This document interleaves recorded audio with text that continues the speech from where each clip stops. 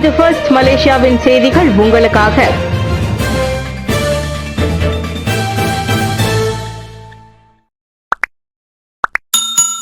$4,45,000 அரசு ஊழியர்களுக்கு AI பயிற்சியை கூகுள் நிறுவனம் வழங்கும். கோபிந்த் சிங். இலக்கவியல் பொருளாதாரத்தில் மலேசியாவின் போட்டியாற்றலை வலுப்படுத்தவும் நிலையான செயற்கை நுண்ணறிவு உட்பட இலக்கவியல் தொழில்நுட்பத்தின் வளர்ச்சியை உறுதிப்படுத்தவும் இலக்கவியல் அமைச்சு பல்வேறு முயற்சிகளை தீவிரமாக செயல்படுத்தி வருகிறது. அதேவேளை பொது சேவை துறையில் AI அதிகமாக பயன்படுத்தப்படுவதையும் தமது அமைச்சு உறுதிப்படுத்தும் என அமைச்சர் கோபிந்த் சிங் டியோ கூறியுள்ளார். அவ்வகையில் 4,45,000 பொது சேவை ஊழியர்கள் பயன்பெறும் வகையில் இலக்கவியல் அமைச்சும் தேசிய AI அலுவலகமும் கூகுள் கிளவுடும் கைகோர்த்துள்ளன. பணியிடத்தில் AI 2.0 திட்டத்தை நேற்று அதிகாரப்பூர்வமாக தொடக்கி வைத்த போது கோபிந்த் சிங் அதனை தெரிவித்தார். மலேசிய கூகுள் நிறுவனத்தில் நடைபெற்ற இந்த நிகழ்ச்சியில் கூகுள் நிறுவன ஆசிய பசிபிக் நிர்வாக இயக்குனர், இலக்கவியல் அமைச்சின் தலைமை செயலாளர் பாபியன் பிகர், அமைச்சின் முக்கிய அதிகாரிகள் என பலர் கலந்து கொண்டனர். இந்த முன்னெடுப்பின் வழி மக்களுக்கு சிறந்த சேவையை வழங்க பொது சேவை ஊழியர்களுக்கு தேவையான AI சாதனங்கள் வழங்கப்படும். அமெரிக்காவில் சட்டவிரோதமாக குடியேறிய 104 இந்தியர்கள் ராணுவ விமானத்தில் தாயகம் திரும்பினர். அமெரிக்காவில் சட்டவிரோதமாக குடியேறிய 104 இந்தியர்கள் நாடு கடத்தப்பட்டுள்ளனர். அமெரிக்க ராணுவ விமானத்தின் மூலம் அவர்கள் பஞ்சாப் மாநிலம் வந்து சேர்ந்தனர். முந்தைய அமெரிக்க அரசாங்கங்களும் இதுபோன்ற நடவடிக்கைகளை எடுத்திருந்தாலும் கள்ளக்குடியேறிகள் அமெரிக்க ராணுவ விமானத்தில் திருப்பி அனுப்பப்பட்டது இதுவே முதன்முறையாகும். ஆவண சரிபார்ப்பு மற்றும் மருத்துவ பரிசோதனைகளுக்கு பிறகு அவர்கள் தத்தம் மாநிலங்களுக்கு அனுப்பப்படுகின்றனர். மீண்டும் அமெரிக்க அதிபரானது முதல் கள்ளக்குடியேறிகளுக்கு எதிராக டொனால்டு டிரம்ப் கடுமையான நடவடிக்கைகளை எடுத்து வருகிறார். அமெரிக்காவில் சட்டவிரோதமாக தங்கியிருக்கும் ஏராளமானோர் நாடு கடத்தப்பட்டு வருகிறார்கள். இந்நிலையில் டிரம்பும் இந்திய பிரதமர் நரேந்திர மோடியும் ஒரு வாரத்தில் சந்தித்து பேசும்போது இந்த கள்ளக்குடியேறிகள் விவகாரமும் முக்கியத்துவம் பெறும் என எதிர்பார்க்கப்படுகிறது.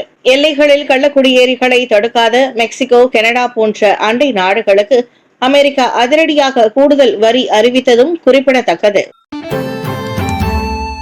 துன் மகாதீரின் எக்ஸ் தளம் ஹேக் செய்யப்பட்டது. முன்னாள் பிரதமர் துன் டாக்டர் மகாதீர் முகமதின் அதிகாரப்பூர்வ எக்ஸ் தள பக்கம் ஹேக் செய்யப்பட்டுள்ளது.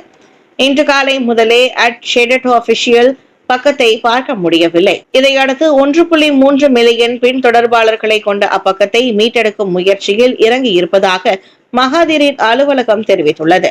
முன்னதாக மகாதீரின் எக்ஸ் தளத்தை ஊடுருவிய மர்ம நபர்கள் கிரிப்டோ நாணயம் தொடர்பான விளம்பரத்தை அதில் பதிவேற்றினர்.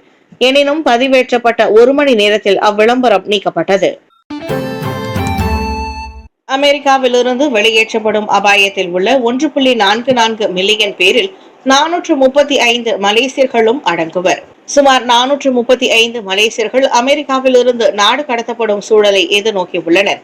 அமெரிக்க குடிநுழைவு மற்றும் சுங்க அமலாக்கத்துறையின் ICE-இடம் இருந்து அவர்களுக்கு இறுதி கிடைத்துள்ளதாக கூறப்படுகிறது.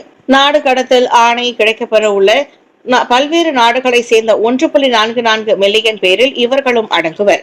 இந்த 435 மலேசியர்களும் தற்போது ICE-யின் தடுப்பு காவல் அல்லாத பட்டியலில் இருக்கின்றனர். இவ்வேளையில் அவ்வுத்தரவு குறித்து தங்களுக்கு அதிகாரப்பூர்வ அறிவிப்பு எதுவும் இன்னும் கிடைக்கவில்லை என வாஷிங்டனில் உள்ள மலேசிய தூதரகம் கூறியுள்ளது.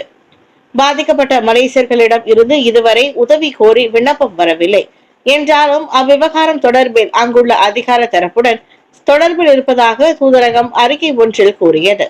டொனால்டு டிரம்ப் 2வது முறையாக அமெரிக்க அதிபராக பதவியேற்ற பிறகு அவர்களுக்கு இந்த நாடு கடத்தல் உத்தரவுகள் வழங்கப்பட்டன. இந்த உத்தரவுகளை பெற்ற வெளிநாட்டினர் சித்திரவதைக்கு எதிரான ஐநா பிரகடனத்தின் கீழ் தொடர்ந்து அமெரிக்காவில் அகதிகளாக தஞ்சம் கோரலாம். கடந்த ஆண்டு 50,000க்கும் மேலான சாலை பள்ளங்கள் சரி செய்யப்பட்டன. பொதுப்பணி அமைச்சர். நாடு முழுவதும் கூட்டரசு சாலைகளில் 50,000க்கும் மேற்பட்ட பள்ளங்கள் கடந்த ஆண்டு சரி செய்யப்பட்டன. அவற்றில் தீபகற்பத்தில் உள்ள கூட்டரசு சாலைகளில் சுமார் 3,955 பள்ளங்களும், சபா சரவாக் மற்றும் லாபுவானில் உள்ள சாலைகளில் 51,949 பள்ளங்களும் இருந்ததாக பொதுப்பணி அமைச்சு கூறியது. நாடு முழுவதும் பராமரிப்பு பணிகளை நடத்துவதன் மூலம் கூட்டரசு சாலைகள் எந்நேரமும் பாதுகாப்பான நிலையில் இருப்பதை உறுதி செய்து வருவதாக மக்களவைக்கு வழங்கிய எழுத்துப்பூர்வமான பதிலில் அமைச்சு தெரிவித்தது. இணையம் வாயிலான முறையின் கீழ் பள்ளங்கள் கண்காணிக்கப்படுகின்றன. அடையாளம் காணப்பட்டவுடன் 24 மணி நேரத்திற்கும் 3 நாட்களுக்கும் இடையில் பள்ளங்கள் சரி செய்யப்படுவதை அவ்வமைப்பு முறை உறுதி செய்கிறது. அனைத்து பழுதுபார்ப்புகளும் பொதுப்பணித்துறையால் நிர்ணயிக்கப்பட்ட நடைமுறைகளின்படி செய்யப்பட வேண்டும் என்றும் அமைச்சு விளக்கியது.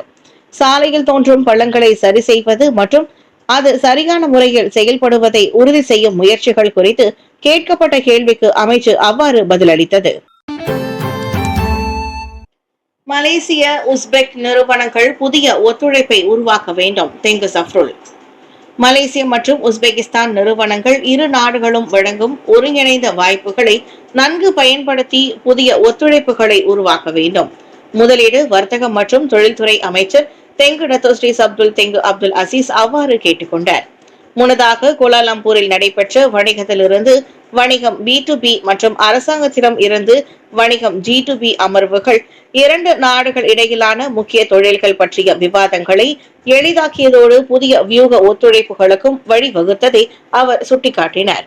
அதன்போது மின்னியல், வாகன தொழில், மின்சாரம் மற்றும் சூரிய ஆற்றல், ரசாயன தொழில், உணவு தொழில் மற்றும் மருந்து தயாரிப்புகள் உள்ளிட்ட திட்டங்கள் அது தொடர்பில் இரு நாட்டு நிறுவனங்களுக்கு இடையே பல புரிந்துணர்வு ஒப்பந்தங்களும் கையெழுத்தாகின. அந்நிகழ்வில் பிரதமர் டத்தோஸ்ரீ அன்வார் இப்ராஹிம் மற்றும் உஸ்பெகிஸ்தான் அதிபர் ஷவுகத் மிர்சியோவ் ஆகியோரும் கலந்து கொண்டனர். 2 நாள் பணி நிமித்தமாக ஷெல்கத் மலேசியா வந்துள்ளார். மலேசியா உற்பத்தி மற்றும் சேவைகளுக்கான முக்கிய மையமாக திகழ்வதோடு சிறந்த உள்கட்டமைப்பு, வலுவான இணைப்பு மற்றும் பல்வேறு துறைகளில் திறமையானவர்களை உட்கொண்டுள்ளது. 5 அழகு சாதன பொருட்களில் நச்சு பொருள் கண்டறிவு, விற்பனைக்கு தடை. அட்டவணையிடப்பட்ட நச்சுப்பொருள் அடங்கி இருப்பதால் 5 அழகு சாதன பொருட்களுக்கு சுகாதார அமைச்சு தடை விதித்துள்ளது. அவற்றை இனியும் மலேசியாவில் விற்கக்கூடாது என KKM அறிக்கை ஒன்றில் கூறியது.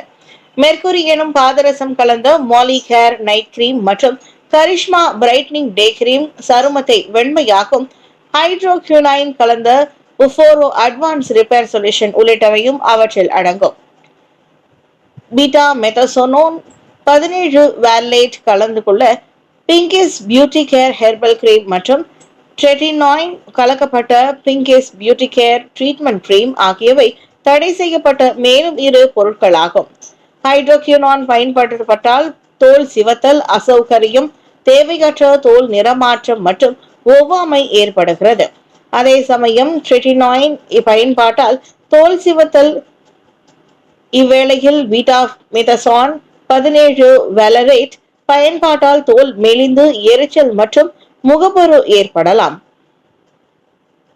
எனவே அவற்றை விற்பவர்களுக்கு, விநியோகிப்பவர்களுக்கு உடனடியாக அதை நிறுத்த வேண்டும் என கூறப்பட்டுள்ளது. மீறினால் 1984ஆம் ஆண்டு போதைப் பொருள் மற்றும் அழகு சாதன பொருட்கள் கட்டுப்பாட்டு சட்டத்தின் கீழ் நடவடிக்கை எடுக்கப்படும் என KKM எச்சரித்தது. முஸ்லிம் அல்லாதோரின் நிகழ்வுகளில் முஸ்லிம்கள் பங்கேற்பது தொடர்பான புதிய வழிகாட்டி மறுபரிசீலனை செய்யுமாறு மஹிமா கோரிக்கை. முஸ்லிம் அல்லாத வழிபாட்டு தலங்களில் நடைபெறும் விழாக்கள், இறுதி சடங்குகள் அல்லது வேறு எந்த நிகழ்வுகளுக்கும் தலைவர்களையோ அல்லது முஸ்லிம்களையோ அழைக்கும் போது இஸ்லாமிய அதிகாரிகளின் ஒப்புதலை பெற வேண்டும் என்ற புதிய விதிமுறையை அரசாங்கம் மறுபரிசீலனை செய்ய வேண்டும். மலேசிய இந்து ஆலயங்கள் மற்றும் இந்து அமைப்புகள் பேரவையான மஹிமாவின் தலைவர் டத்தோ என் சிவகுமார் அதனை வலியுறுத்தியுள்ளார். அது முஸ்லிம்களுக்கான வழிகாட்டுதல் என்றாலும் முஸ்லிம் அல்லாதோரையும் நேரடியாக சம்பந்தப்படுத்துகிறது. இது அமலுக்கு வந்தால் பல்லின மக்கள் மத்தியில் தேவையற்ற அசௌகரியங்களை ஏற்படுத்தும். பல்லின மலேசிய மக்கள் தங்களுக்கு இடையிலான வேற்றுமை மற்றும் வரையறைகளை ஏற்கனவே அறிவர். அதனால் நாம் சகிப்புத்தன்மையுடனும் புரிந்துணர்வுடனும் காலம் காலமாக ஒற்றுமையாக நம்மால் வாழ முடிகிறது. இவ்வளவு ஏன், மாமன்னர் சுல்தான் இப்ராஹிமே 2019ஆம் ஆண்டு ஜொஹூர் பாரு அருள்மிகு தண்டாயுதபாணி ஆலய தைப்பூசத்தில் பங்கேற்றதை இங்கு நினைவுபடுத்த விரும்புகிறோம். மாநில சுல்தானே இன்னொரு சமய விழாவுக்கு வருகை தந்து மக்கள், குறிப்பாக இந்துக்களின் மனங்களை குளிர செய்தார். ஆக பல்லின மத கலாச்சாரத்தில் என்ன செய்ய வேண்டும் என, என்ன செய்யக்கூடாது என்பது மக்களுக்கு தெளிவாக தெரியும். இப்போது திடீரென அதில் புதிய விதிமுறைகளை புகுத்த வேண்டிய அவசியம் இல்லை. எனவே இவ்விஷயத்தில் அரசாங்கம் நல்லதொரு இணக்கமான முடிவை எடுக்கும் என எதிர்பார்ப்பதாக டத்தோ சிவகுமார் நம்பிக்கை தெரிவித்தார். பூச்சோங்கில் சட்டவிரோத உணவங்காடி நிலையத்தில் சோதனை 58 வெளிநாட்டவர்கள் கைது. ஸ்லாங்கூர் பூச்சோங்கில் சட்டவிரோதமாக இயங்கி வரும் புட்கோர்ட் எனப்படும் உணவங்காடி நிலையத்தில் நடத்தப்பட்ட சோதனையில் 58 வெளிநாட்டவர்கள் கைதாகியுள்ளனர். வங்காளதேசிகள், மியான்மர், வியட்நாம் நாட்டவர்கள், இந்தியா, இந்தோனேஷிய பிரஜைகளும் அதில் அடங்குவர். 18 முதல் 40 வயதிலான அனைவரும் புக்கெட் ஜாலில் குடிநுழைவு தடுப்பு முகாமுக்கு அனுப்பப்பட்டனர். பொதுமக்களிடம் இருந்து வந்த புகார்களை தொடர்ந்து ஒரு வாரம் கண்காணித்து நேற்று முன்தினம் அச்சோதனையில் இறங்கியதாக குடிநுழைவுத்துறையின் இயக்குநர் டத்து ஜக்காரியா ஷாபன் கூறினார். குடிநுழைவுத்துறை அதிகாரிகளோடு தேசிய பதிவுத்துறை மற்றும் பொது தற்காப்பு படையும் இச்சோதனையில் இறங்கியது. தற்காலிக வேலை பர்மிட் முடிந்த மற்றும் காலாவதியான பயண பத்திரங்களை வைத்திருக்கும் வெளிநாட்டவர்கள் அங்கு வேலைக்கு அமர்த்தப்பட்டுள்ளது விசாரணையில் கண்டறியப்பட்டது. பெண்கள் விளையாட்டுகளில் திருநங்கை பங்கேற்க தடை விதித்தார் ட்ரம்ப். பெண்கள் விளையாட்டுகளில் திருநங்கை விளையாட்டு வீரர்கள் பங்கேற்பதை தடை விதிக்கும் முக்கிய உத்தரவில் அமெரிக்க அதிபர் டொனால்டு ட்ரம்ப் கையெழுத்திட்டுள்ளார். பெண்கள் விளையாட்டுகளில் இருந்து ஆண்களை விலக்கி வைத்தல் என அவ்வுத்தரவுக்கு பெயரிடப்பட்டுள்ளது. மீண்டும் பதவிக்கு வந்ததிலிருந்து திருநங்கைகளை குறிவைத்து அவர் மேற்கொண்ட புதிய நடவடிக்கை இதுவாகும். இந்த நிர்வாக உத்தரவின் மூலம் பெண்கள் விளையாட்டு மீதான போர் முடிவுக்கு வந்திருப்பதாக வெள்ளை மாளிகையில் ஏராளமான குழந்தைகள் மற்றும் விளையாட்டு வீராங்கனைகள் சூழ்ந்திருக்க ட்ரம்ப் பெருமையுடன் கூறினார். பெண் விளையாட்டு வீரர்களின் பெருமைமிக்க பாரம்பரியத்தை நாம் பாதுகாப்போம். திருநங்கைகள் என்ற அடையாளத்தில் ஆண்கள் இனி பெண்களை அடிக்கவோ காயப்படுத்தவோ ஏமாற்றவோ அனுமதிக்க மாட்டோம். இனிமேல் பெண்கள் விளையாட்டு பெண்களுக்கு மட்டுமே என பலத்த கைத்தட்டலுக்கு மத்தியில் ட்ரம்ப் சொன்னார்.